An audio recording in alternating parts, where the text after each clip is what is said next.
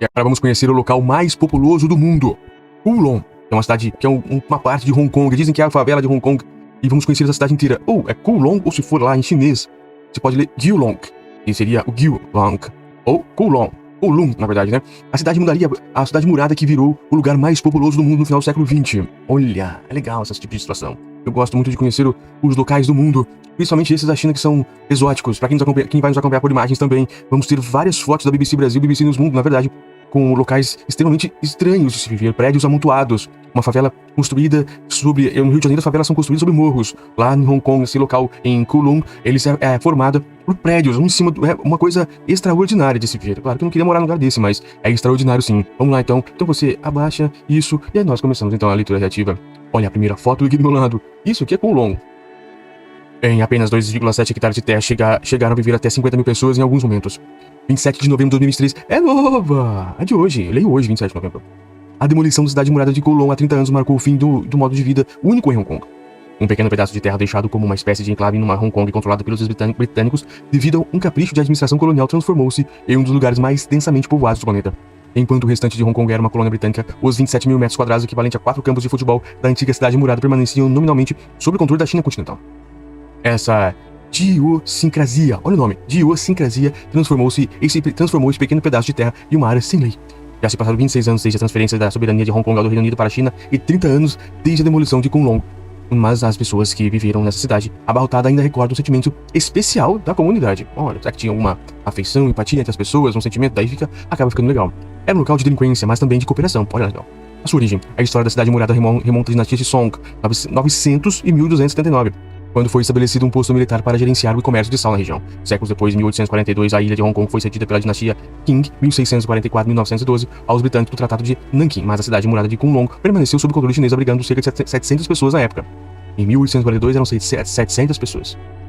A China acreditava que deveria ter presença na então colônia britânica e considerou usar Kowloon como um ponto de controle para supervisionar a região, mas ao longo do tempo abandonou essa ideia. Assim, com a política britânica de não intervenção, a cidade ficou em um lugar vazio, legal, sem nenhuma autoridade para responsabilizar-se por ela. Com o início do século XX, a eclosão da Segunda Guerra Mundial, e Kowloon tornou-se o lar de imigrantes e grupos ilegais que buscavam escapar da ocupação japonesa de Hong Kong, que teve início em 25 de dezembro de 1941. Após a rendição do Japão, a cidade já sem muralhas continuou a crescer, mas incapaz de expandir-se horizontalmente. Ampliou-se verticalmente. De 17 mil habitantes durante a Segunda Guerra Mundial, chegou a 50 mil no final dos anos 80, tornando essa cidade dentro de outra cidade com a maior densidade populacional do mundo. Edifícios de 14 andares empilhados uns sobre os outros como um organismo vivo. Salões de ópio, prostíbulos e cassinos operados por gangues dominavam o local. A polícia, os inspetores de saúde e os cobradores de impostos temiam entrar. Como era a vida lá dentro? Por nunca ter sido cedido ao Reino Unido, os moradores frequentemente sentiam que a cidade realmente pertencia à China e que o governo de Hong Kong deveria deixá-los em paz. O resultado de tudo isso foi um dos bairros marginais mais emblemáticos da história. Kowloon estava repleta de criminalidade, prostituição e consumo de drogas, mas havia uma grande proximidade entre aqueles que chamavam aquele lugar de lar. Juntos, os moradores resistiram por décadas aos esforços do governo de Hong Kong para expulsá-los. Olha aqui, provavelmente um bar. Tubulações ilegais de águas cruzavam telhados das casas e ruas densamente povoadas. No meio de um bar tinha vários canos. Comerciantes chineses, curandeiros e dentistas autodidatas, juntamente com criminosos, lutavam para manter a cidade viva. Com 300 arranha-céus interconectados, todos criados por um único arquiteto, Kowloon era verdadeiramente um antro digno de contemplação. Abre aspas. A única razão pela qual nos mudamos para a cidade murada de Kowloon foi porque era o único lugar que podíamos pagar. Lembra Albert Ng, que cresceu na cidade murada de Kowloon depois que sua família mudou-se para Hong Kong vinda da China continental nos anos 70. Abre aspas novamente. A cidade de Kowloon era famosa por coisas como prostituição, jogos e drogas. Quando eu ia para a escola por essas vielas escuras, via as pessoas fazendo negócios clandestinos e descobri que estavam tramando algo, destaca Ng no programa de rádio Witness History da BBC. Cidade das Trevas. A primeira coisa que você sente é aquela umidade quente que tem um cheiro forte. E é repugnante. Quando você entra, realmente sente que está entrando na garganta do dragão. Lembra o designer urbano Xuan Ho, que voltou a Hong Kong, onde cresceu para estudar na cidade murada Kowloon com uma bolsa em 1991. Olha as crianças brincando, aqui nos acompanha por imagens, crianças brincando no esgoto. Abre aspas. O primeiro dia ainda está muito vívido na minha memória. Tinha todas as minhas câmeras e gravadoras de vídeo. Na verdade, não foi muito inteligente, porque realmente me destacava como um estranho. Comenta Xuan Ho, fascinada como muitos outros urbanistas pelo desenvolvimento singular de Kowloon. A falta de controle na cidade proporcionou o florescimento de todo tipo de negócios legais, abre aspas. Os funcionários britânicos não podiam fazer nada, porque sempre que tentavam agir, o governo chinês dizia que não intervirem, porque aquele território era deles, mas a China está longe. Então, no final, surgiam os oportunistas e começam a fazer coisas ilegais aproveitando a ausência da lei, acrescenta Swain. As poucas quadras da cidade murada atraíam não apenas gangues e traficantes de drogas, mas também fábricas de produtos de luxo falsificados e empresas alimentícias não regulamentadas que produziam almôndegas de peixe e dumplings para os restaurantes de Hong Kong. Na verdade, então, foi aqui que a origem da toda a China, né? Também haviam muitos médicos e dentistas, muitíssimos dentistas. Todos esses profissionais atuavam ilegalmente, pois não podiam exercer em Hong Kong devido à falta de conhecimento do inglês e à impossibilidade de realizar a prova de avaliação. Explica Swain sobre uma prática que levava moradores de Hong Kong a procurarem tratamentos na cidade murada.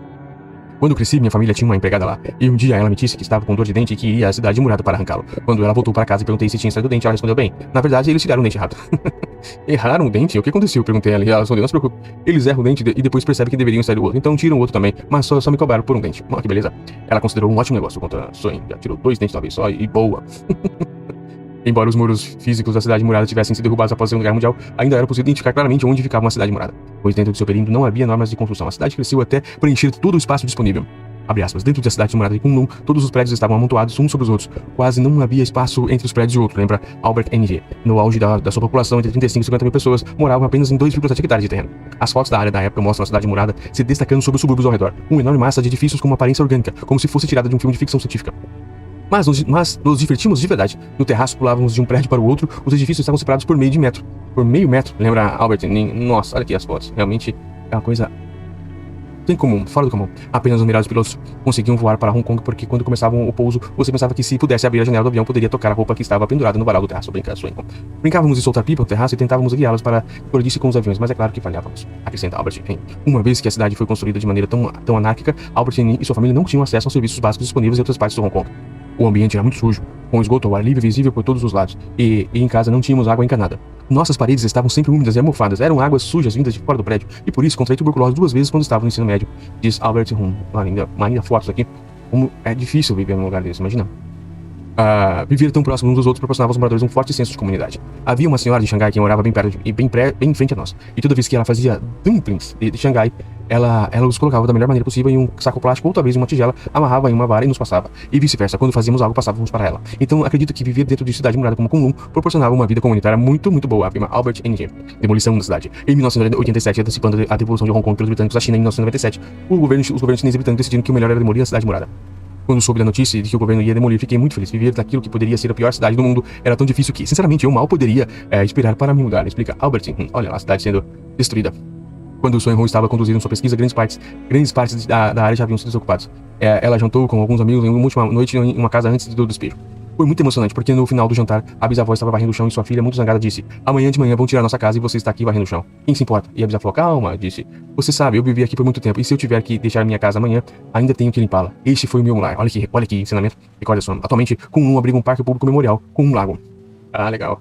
A demolição também começou em março de 1993, a área agora é um parque público. Sinto que nossa vida recomeçou e que tudo ficaria bem a partir desse momento, mas, para minha surpresa, continuo sonhando em voltar para Kunlun e uma parte preciosa de nossa história. Gosto ou não, foi o meu lar, disse Albert Ng, e agora é pastor em uma igreja em Hong Kong. Swain Ho e Albert Ng falaram com Lucy Burns para o programa Witness History da BBC, que foi ao ar pela primeira vez em 2020. Olha que legal essa história, hein?